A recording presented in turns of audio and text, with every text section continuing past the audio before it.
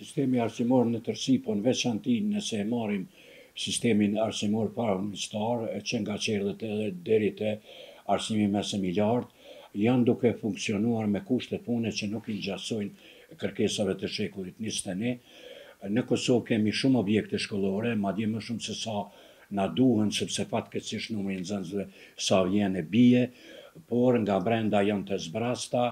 edhe mungojnë kushtet e punës për shekullin 21. Ne kemi takime të vazhdueshme, mos them mujore, shpesh na ndodh edhe javore, me kryetarët e nivelit komunal dhe të universitetit, sepse ata janë përfaqësues të gjithë punësorëve, të gjithë anëtarësisë sonë që nga qerdhet në universitet, dhe kjo mbledhje online ndodhi me urgjencë, nga se kishim sinjale nga kolegët tonë nëpër komuna se veç kanë filluar aty këtu të ngritën zërat që në mungesë të dialogut të bëjmë veprime sindikale. Ne raportojmë te anëtarësia jonë dhe nuk mshefim asgjë, fatkeqësisht edhe nëse e marrim kuadër të BSPK-s, ku jemi anëtar, kryeministri Kurti ik dialogu dhe takimet me zotin Hykolli, që është kryetar i Bashkimit Sindikatave, por e keqja e më e madhe për së bashkun, edhe është e çuditshme pse ndodh kështu, zonja Nagavci, që është ministre e tërë arsimit në Kosovë, që nga greva e këndej i ka mbyllur, i ka barrikaduar dyert e mashtit, dhe edhe përkundër kërkesave e shkresave tona për t'u takuar e për t'i shprehur zërin e anëtarësisë, kërkesat, shqetësimet, madje edhe idetë për një arsim ndryshe, zonja Nagavci, gjithësisht kabineti i saj, vazhdimisht në mënyrë të çuditshme e të paargumentuar, na kanë thënë se zonja Nagavci qenë ka shumë e angazhuar, qoftë brenda, qoftë jashtë Kosovë, dhe se nuk pas ka kohë të gjejë një orë për t'u takuar me ne.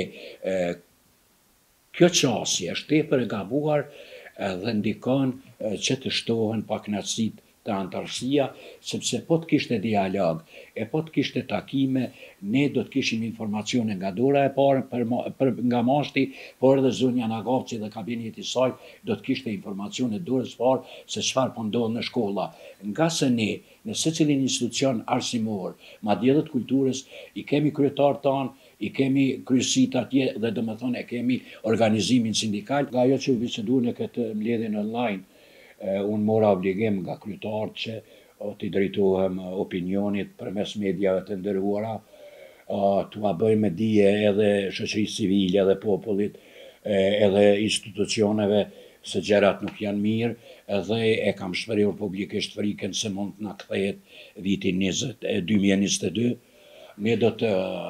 jemi duke u përgatitur me anëtarësinë që me 1 maj, që është edhe dita e punëtorëve, edhe do të ketë, besoj, protesta edhe në shtetet shumë më të zhvilluara, shumë më mirë që i kanë punët se ne.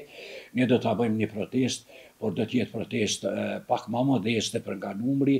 Do të shkojmë në këtë protestë vetëm me kryetarët e shoqatave sindikale, me kryetarët e nivelit komunal të universitetit, edhe me stafin qendror, edhe presim dikon poshtë shifrave që i kemi, sepse ne kemi shtrirje kudo, do t'jenë mbase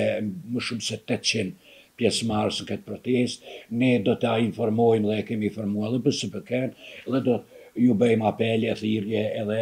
federata dhe sindikatave tjera